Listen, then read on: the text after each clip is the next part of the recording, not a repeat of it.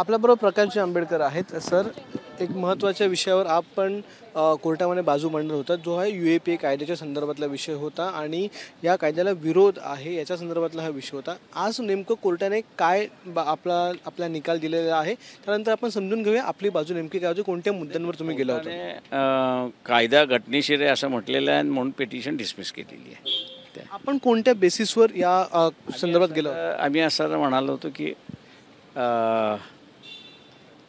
78 साली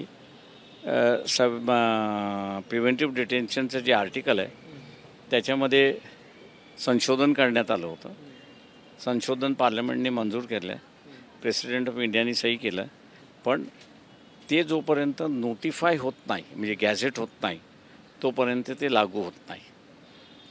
आणि नोटिफाय न केल्यामुळे इथे पेच निर्माण झालेला आहे. आणि तो म्हणजे की जे कायदे आहेत ते जुन्या घटनेप्रमाणे आहेत. नवीन घटना आलेली आहे तेव्हा नवीन घटना जोपर्यंत अंमल येत नाही तोपर्यंत हे जुने कायदे लागू होणार नाहीत, ते स्टे होऊन जातात. या मुद्द्यांवरती आम्ही कोर्टात आलो होतो. कोर्टाने आज जो निकाल दिलेला आहे त्याच्या संदर्भात आता पुढचं पाऊल तुमचं काय असणार? वाचल्याशिवाय मला वाटतं नाही, पण त्याच्यामध्ये आम्हाला दिसलं की अपील करता येण्याची जागा आहे, तर आम्ही अपील निश्चितपणे करू. आपण सुप्रीम कोर्टापर्यंत जाणार? हो, सुप्रीम कोर्ट म्हटलं निकालावरती आधारित आहे, अपील तिथलं सुप्रीम कोर्टातच जातं. थँक्यू. सर, एक राजकीय प्रश्न होता. काल जर आपण पाहिलं तर आनंदराज आंबेडकर यांनी,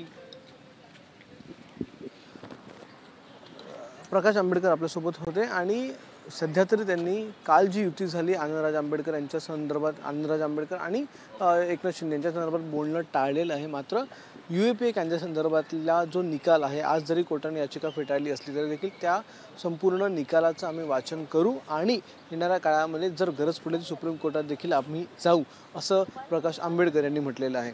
कॅमेरामन अरविंदसह अक्षय भाटकर, ABP माझा, मुंबई.